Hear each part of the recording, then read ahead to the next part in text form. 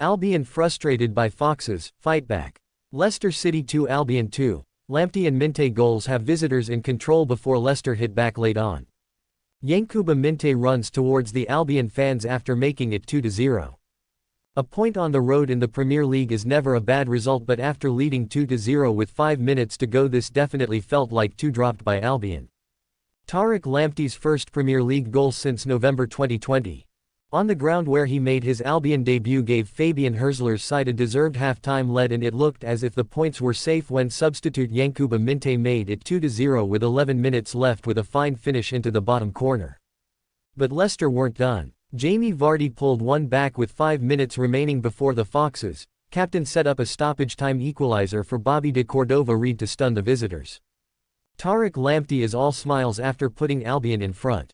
Fabian Hurzeler had made 3 changes to the team beaten at Fulham, with starts for Yassine Ayari, Evan Ferguson and Lamptey coming in, while Danny Welbeck was fit enough to return to a strong bench.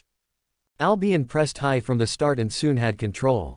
The only surprise was that it took them 37 minutes to open the scoring. Lamptey enjoyed lots of freedom to get forward down the right, and in the 14th minute his cross found João Pedro lurking at the far post. The Brazilian elected to shoot first time but couldn't get his left-footed effort on target. Mads Hermansen was kept busy in the Leicester goal, keeping out Ayari's effort from 20 yards before making a fine stop to deny Pervis Estupinan when he let fly from 30 yards. João Pedro can't believe it after he missed an early chance. Hermansen then kept out Estupinan's free kick before another set piece from a similar distance 25 yards out was chipped to the far post by Ayari. Lewis Dunk swept it back into the box, but Jan-Paul van Heck and Kaoru Mitoma had efforts blocked, and Evan Ferguson's tame effort was easily held.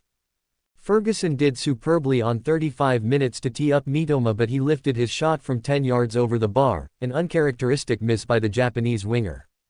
Albion finally broke through when Estupinan's diagonal ball found Lamptey on 37 minutes, again in space down the right.